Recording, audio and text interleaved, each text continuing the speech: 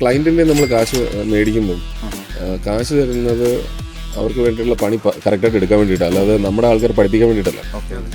അപ്പം ആ ഒരു സാധനം we use to amplify a lot. നിങ്ങൾ തരുന്ന കാശ് കറക്റ്റായിട്ട് തരും. ഇപ്പം നിങ്ങൾ വേറെ ആർക്കെങ്കിലും ഇതിൻ്റെ പകുതി പൈസയ്ക്ക് ചെയ്യാൻ പറ്റും, പക്ഷേ അത് പിന്നെ ഒരു വർഷം എടുക്കുക നന്നാക്കി എടുക്കാൻ. അപ്പോഴത്തേക്ക് നിങ്ങൾക്ക് തരുന്നതിനേക്കാളും കൂടുതൽ കാശ് അവിടെ കൊടുത്തിട്ടുണ്ടാവും.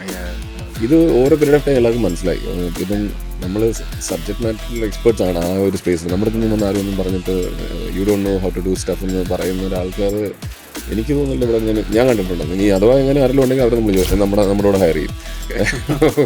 പിന്നെ എപ്പോഴും നമ്മൾ ആ ഒരു ലീഡർഷിപ്പ് പൊസിഷനിലായിരിക്കും. നമ്മൾ ഹംബിളാണ്. At the same time we know our business. ഞങ്ങൾക്ക് സെയിൽസ് ടീമൊന്നുമില്ല. ഇത് ഇത്രയും കമ്പനി സെയിൽസ് ടീമൊക്കെ വളരെ ലേറ്റ് പോയിന്റിൽ വന്നു. പക്ഷേ ഇനീഷ്യൽ ടൈമിൽ സെയിൽസ് ടീം ഉണ്ടായിരുന്നു. ഇനീഷ്യൽ ടൈംസ് ഞാൻ തന്നെ ആയിരുന്നു.